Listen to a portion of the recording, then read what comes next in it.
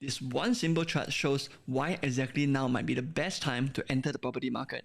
Hi, my name is CK, author of Singapore's Real Estate Secrets, and today I'm going to share with you one simple chart that shows you why today might be a clear indicator of the right time to enter the market today. Now, when we look at this chart, this is the overall price trend chart for Singapore's new launches since 2008 until today. Of course, from last time until now, it is always a perpetual uptrend. So that is where I actually broken it down into a few cycles, whereby it's clear for us to identify a certain key pattern that will indicate for me whether is this the right time to enter the market or not. So if you look at this, between 2012, 2013, of course, that is when sales volume was high, right? So that's where prices went up, and then eventually the price went down because why? Because the transaction volume went down.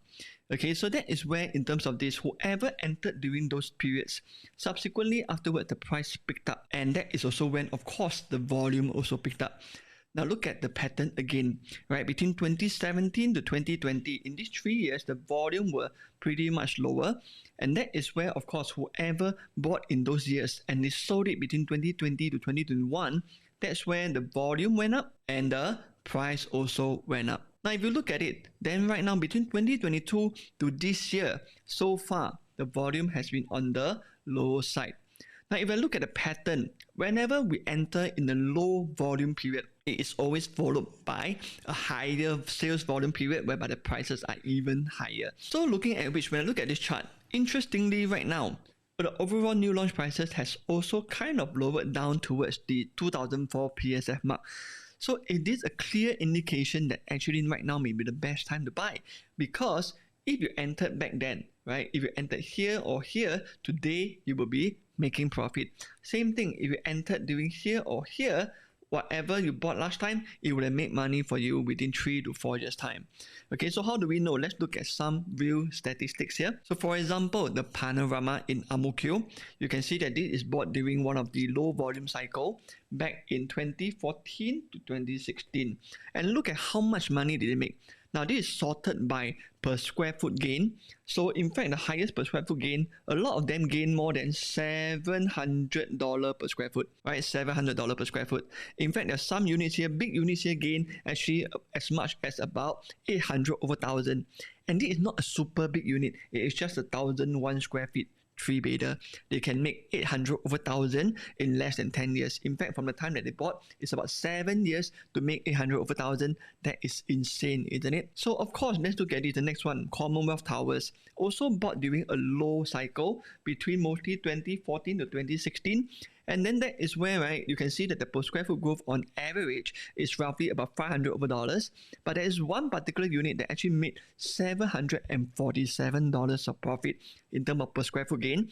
This is a 2-bedroom, only 689 square feet, and yet they could make more than $500,000 paper gain, right, from 2014 until 2023. Not too bad for a small unit, isn't it? And then now, let's fast forward to the next cycle here. The next low cycle between 2018 to 2019, whoever bought riverfront residences, in those short few years from 2018 to 2019 until 2023, in about 4 to 5 years, they actually made more than $500 per square foot, right? So you can see that even a 4-bedder here made 800 over 1,000.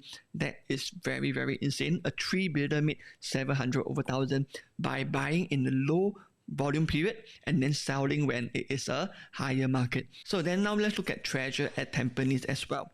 Now for Treasure at Tampines, this is where a lot of people bought before COVID, right? 2019 to maybe early 2020s. So that is where, of course, that was before the volume picked up.